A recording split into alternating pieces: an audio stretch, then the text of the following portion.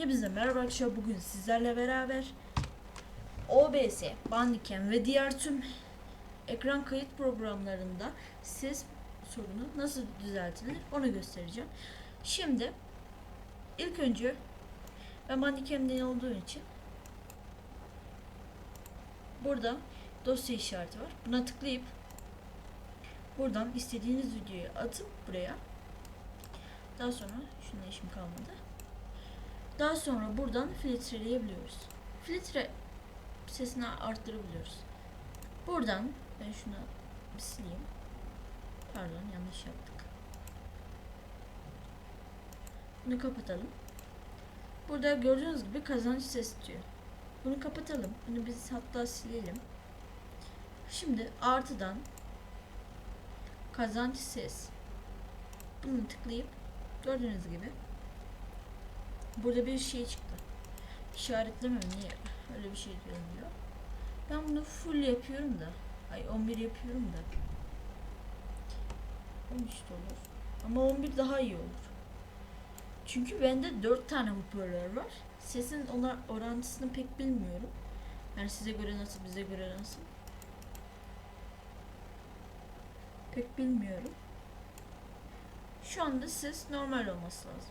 Bakalım.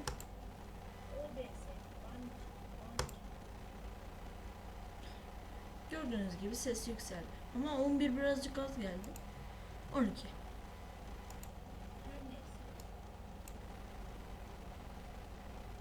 Buradan yanım. Bir tık daha fazla oldu. Şimdi bu montaj programında işiniz bittiğinde nasıl dışa aktarılacak onu göstereceğim. Burada kaydet, farklı aç, dosya aç. Bunlardan şey yapabilirsiniz. Ama kaydetten bunu kaydetmeyin.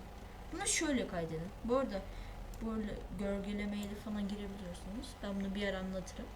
Dışa aktardan YouTube dosyaya dışa aktar. Buna basıyoruz ve istediğiniz bir dosyayı buradan seçiyoruz. Ben Halil diyorum. Burada ismini ne yaparız?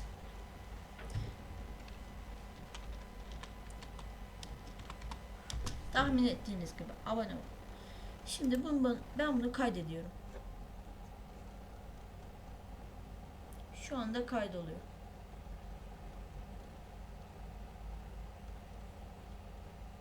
Ve kaydoldu. Tamam. Şimdi bakalım kaydolmuş mu? Ben bu dosyaya kaydetmiştim. Evet. Burada kayıtlı. Ama ses düzgün mü? Ona bakalım.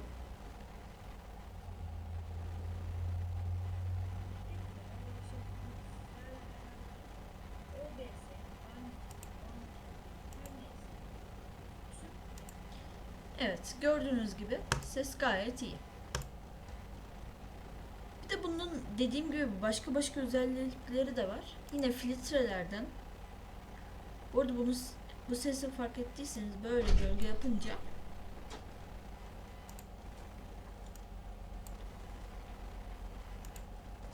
düşüyor, azalıyor. Nasıl kesildiğini de göstereyim size. Kesmek istediğiniz kısmın yanına geliyoruz. S'ye basıyoruz. Evet, buradaymış. Zaman akışında böyle S'ye basıp kesebiliyoruz. Ve böyle üzerine gelip tıklayıp delete tuşuna basıp da silebilirsiniz. Oradan ses, efekt. Ben bunları pek bilmiyorum ama şu filtrelerde düzenleme yazı yapabiliyorduk. Ben şunu da sileyim. Sile videoyu sildim ya.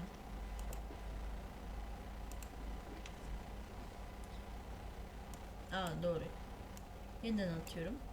Yanlışlık oldu orada bir. Evet. Bu arada bunu böyle getirmeniz daha iyi olur. Buradan hemen artı. Size gösterdiğim şey kazanç ses. Buradan işi yapabiliyoruz. Sesi artırarak gir. Açık. Beyaz dengesi.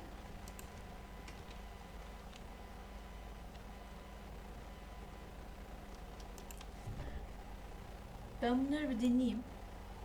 Aa, bakalım işi yapıyormuş. Fırlama. Video. Dönüştür. Ben onu bulurum. Bir görünün. Ne ya? Ben bunun ne olduğunu bilmiyorum. Bunun üstüne eğer silecekseniz ben neyse burayı keserim. Umarım.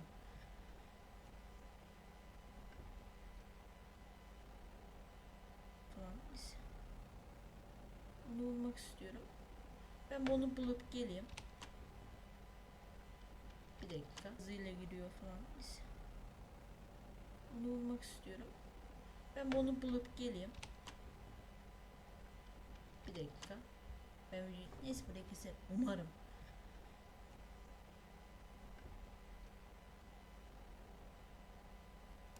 Gençler oraya metin yazmamış gerekiyormuş. Metin yazmamız gerekiyormuş. Biraz YouTube'dan destek aldım.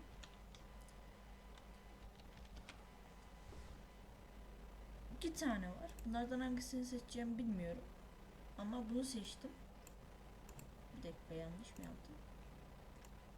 Allah Allah. Bu değilmiş. Bu değilmiş. Ben onu sileyim. Ben de yeni kullanıyorum bu Shotcut uygulamasını. Ondan dolayı birazcık sıkıntı olabiliyor. Evet. Zenginmiş. Burada harfleri yazabiliyoruz da. Nerede o?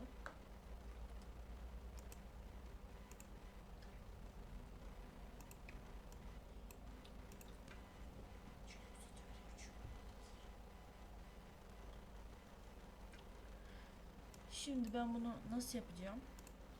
Şöyle.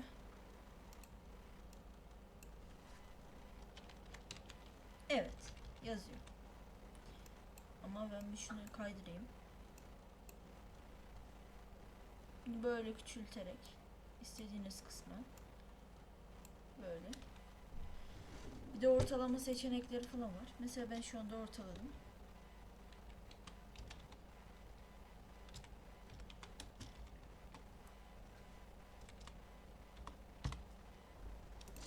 Yine abone ol. Ben bunu tabii şuna yazmam lazım. Bunu nasıl yapacağım? Ben de dediğim gibi ilk defa öğreneyim size.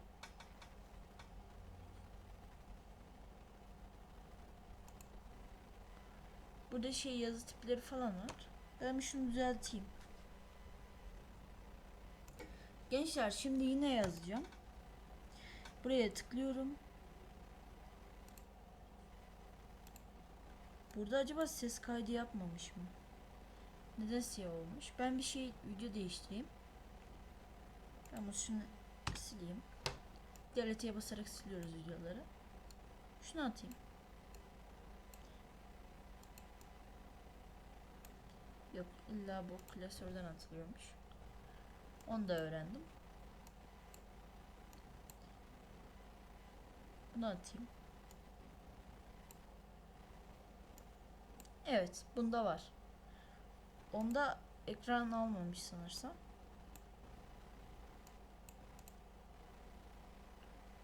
Şimdi bu arada şöyle yaparsam düzelir mi? Birazcık açayım arayı. Şöyle.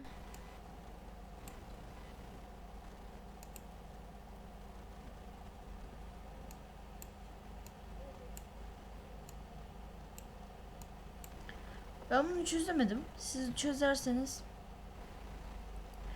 olur. Evet, yanıt vermiyor. Ben bir daha bir deneyeyim. Bu sefer de olmazsa. Kapandı. Bu sefer de olmazsa video çöpe gidecek. Bir de otomatik kurtarma var. Ben hani shortcut otomatik yani kendisini kapattı ya. Ondan dolayı kendisi birkaç şey düzeltmiş, kurtarmış. Şimdi bunda ses kaydı yoktu. Ben bunları yine atayım. Şimdi tam ekran yapıp bunu şöyle yavaş nazik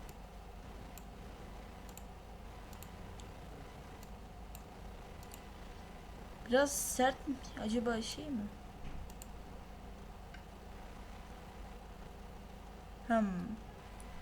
Bakın yine kendisini kapattı. Yanlış kurdum sanırsam. Neyse siz zaten anlamışsınızdır. Veyahut da bilgisayarda da sıkıntı olabilir. Ben yine bir deneyeyim.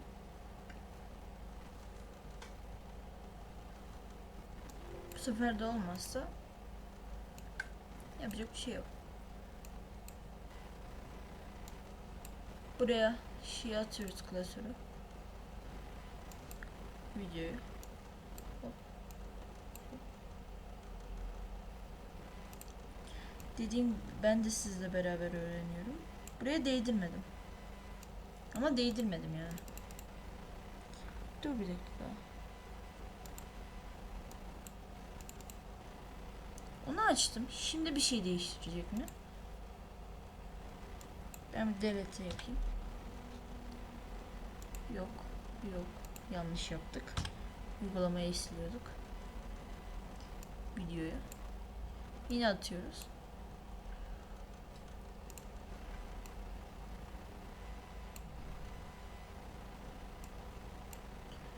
Bunu ben çözemedim. Yardımdan mı alsam biraz şey?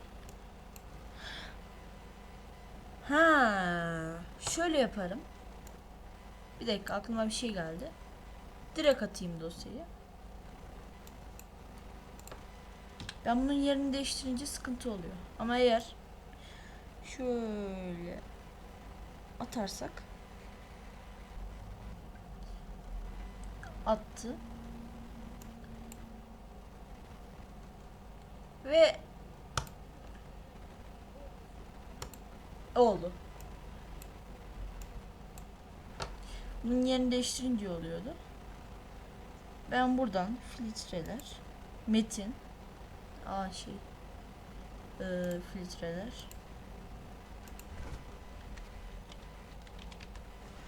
metin, zengin, başlık atmayı deneyeceğim.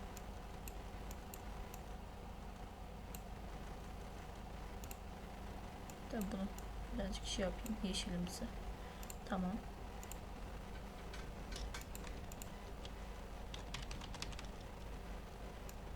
Evet, oluyormuş.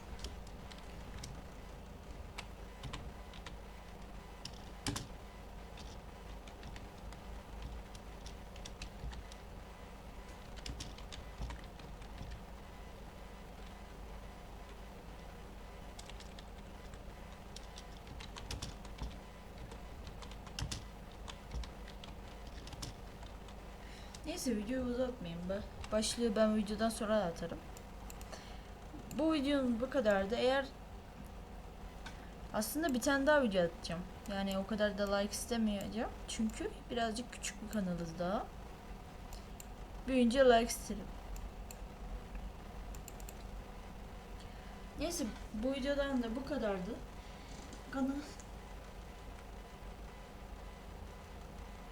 Neyse arkadaşlar, bu videonun da bu kadardı.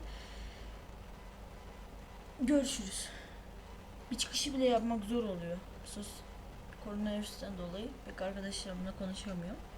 Bir de birazcık şeyim ben. Konuşmayı sevmiyorum arkadaşlarımla falan. İletişime geçme. Ondan dolayı benim için kötü oldu. Neyse, hadi görüşürüz. Bay bay.